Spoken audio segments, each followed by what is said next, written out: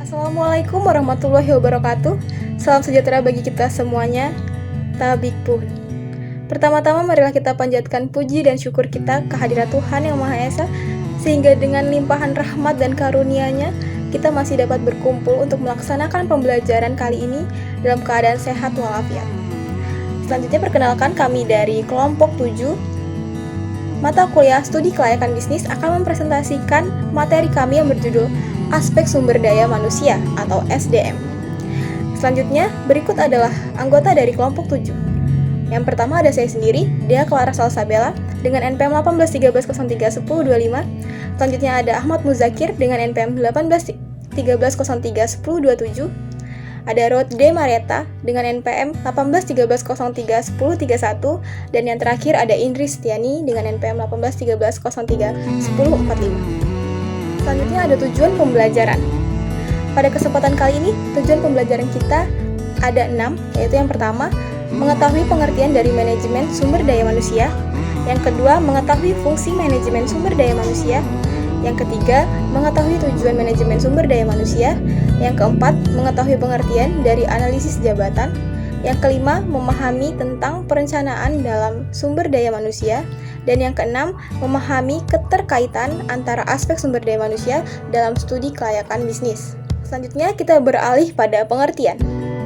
Pengertian manajemen menurut para ahli dapat kita simak sebagai berikut, yaitu yang pertama, menurut Melayu SP Hasibuan, manajemen sumber daya manusia adalah ilmu dan seni yang mengatur hubungan dan peranan tenaga kerja agar efektif dan efisien membantu terwujudnya tujuan perubahan perusahaan, karyawan, dan masyarakat. Yang kedua ada menurut Mondi dan Noy. Manajemen sumber daya manusia adalah pemanfaatan sumber daya manusia untuk mencapai tujuan organisasi. Yang ketiga menurut Mutiara S. Pangabean. Manajemen sumber daya manusia adalah perencanaan, pengorganisasian, pimpinan dan pengendalian kegiatan yang berkaitan dengan analisis pekerjaan, evaluasi pekerjaan, penggandaan, pengembangan, kompensasi, promosi, dan pemutusan hubungan kerja guna mencapai tujuan yang telah ditetapkan. Kemudian yang terakhir, menurut Mary Parker Follett, manajemen sumber daya manusia adalah seni untuk menyelesaikan pegawai melalui orang lain. Berdasarkan pengertian menurut ahli yang telah kita bahas sebelumnya, dapat disimpulkan bahwa manajemen sumber daya manusia atau SDM adalah suatu proses yang menangani berbagai masalah pada ruang lingkup karyawan, pegawai, buruh, manajer, dan tenaga kerja lainnya untuk dapat menunjang aktivitas organisasi atau perusahaan demi mencapai tujuan yang telah ditentukan. Materi selanjutnya yaitu fungsi-fungsi manajemen sumber daya manusia. Yang pertama ada perencanaan. Pengertian dari perencanaan adalah usaha sadar dalam pengambilan keputusan yang telah diperhitungkan secara matang tentang hal-hal yang akan dikerjakan di masa depan. Yang kedua yaitu rekrutmen. Pengertiannya yaitu proses penarikan sekelompok kandidat untuk mengisi posisi yang lowong.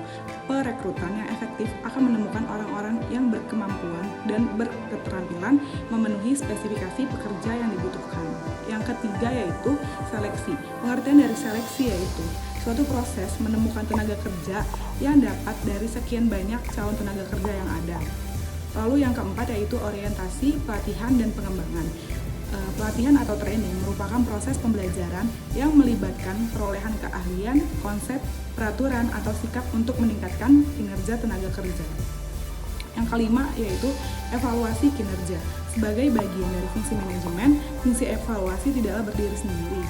Fungsi-fungsi tersebut seperti fungsi pemantauan dan fungsi pelaporan sangat erat hubungannya dengan fungsi evaluasi.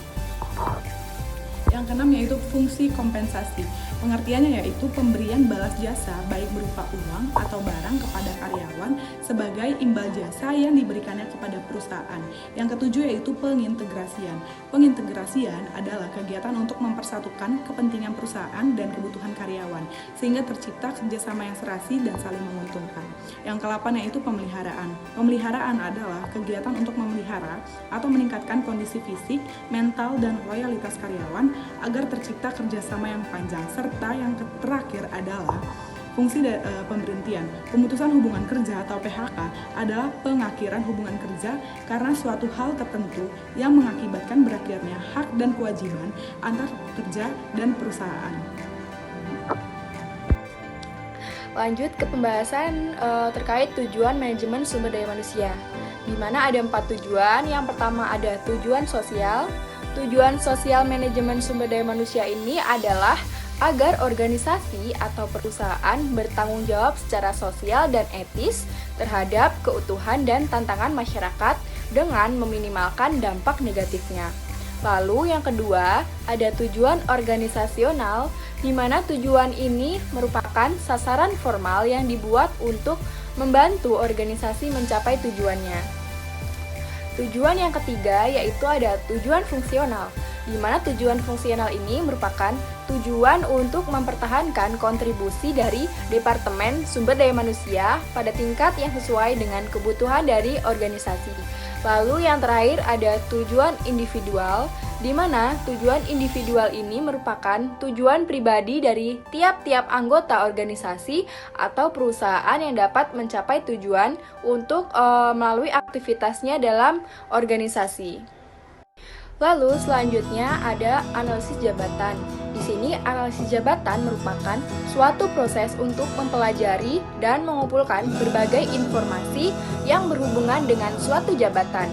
Untuk itu, perlu mengetahui pekerjaan apa saja yang harus dikerjakan, bagaimana mengerjakannya, dan mengapa pekerjaan itu harus dikerjakan. Dari analisis jabatan ini akan diperoleh uraian jabatan dan spesifikasi jabatan. Lalu uraian jabatan ini memuat keterangan yang lengkap, singkat, jelas, dan konsisten mengenai suatu jabatan. Dalam hal proyek baru atau yang belum dapat melakukan analisis jabatan, dapat menggunakan informasi jabatan kunci atau key job dari proyek lain yang mempunyai jabatan sejenis dan menggunakan jasa expert dalam bidangnya. Selanjutnya kita akan masuk ke perencanaan sumber daya manusia. Perencanaan sumber daya manusia merupakan suatu kegiatan yang dilakukan secara sistematis untuk meramalkan atau memperkirakan kebutuhan sumber daya manusia dalam suatu bisnis perusahaan.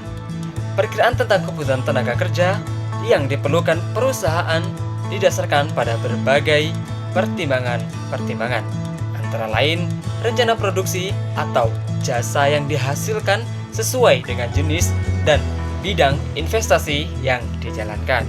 Aspek sumber daya manusia dalam studi kelayakan bisnis antara lain desain pekerjaan, deskripsi pekerjaan, job value, kapasitas sumber daya manusia, recruitment, productivity, training and development, performance appraisal, compensation and benefit, career planning, and retrenchment atau penghematan.